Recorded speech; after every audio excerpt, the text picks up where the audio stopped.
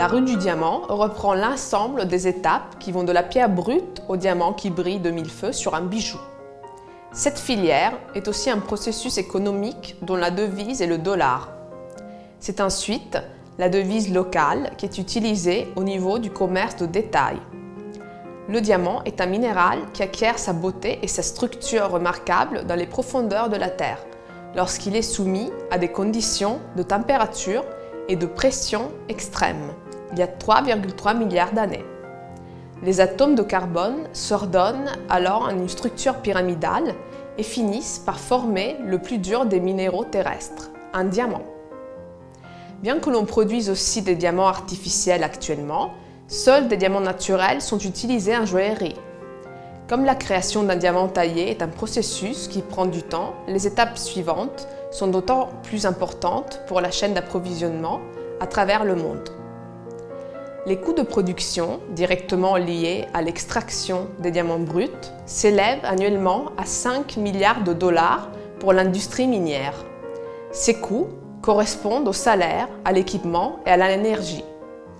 Les mines de diamants d'Angola, de Namibie, du Botswana, d'Afrique du Sud, d'Australie, du Canada, de Russie, etc.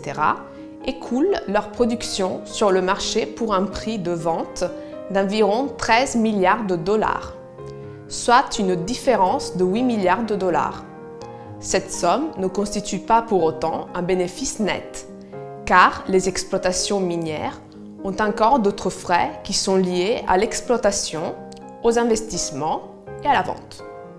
On se doute bien que trouver et mettre en exploitation une mine de diamants n'est pas une mince affaire en soi. Pour obtenir un carat de diamant, c'est-à-dire 0,2 g, il faut en moyenne extraire et traiter 250 tonnes de terre. Actuellement, en termes de volume, les plus gros producteurs sont le Botswana, la Russie, le Canada, l'Afrique du Sud, l'Angola, le Namibie, la République démocratique du Congo, l'Australie et la Sierra Leone.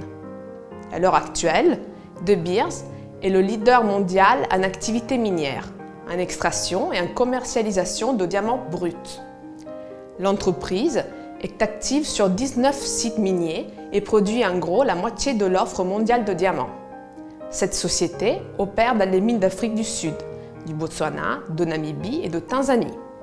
Par ailleurs, 35% de l'output mondial en diamants bruts est commercialisé ou distribué par De Beers. À mesure qu'ils sont extraits, les diamants sont traités selon plus de 5000 catégories différentes de taille, de forme, de couleur et de pureté. Les diamants bruts sont ensuite expédiés pour être vendus, taillés et polis.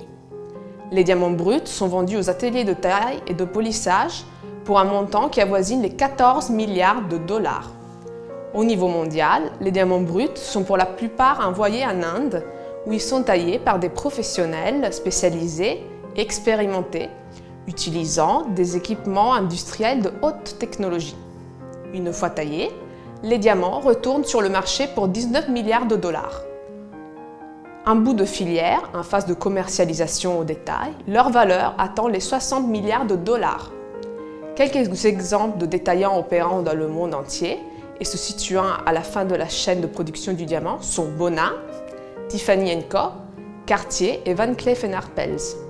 Pour plus d'informations, visitez notre site internet bonnadiamonds.com.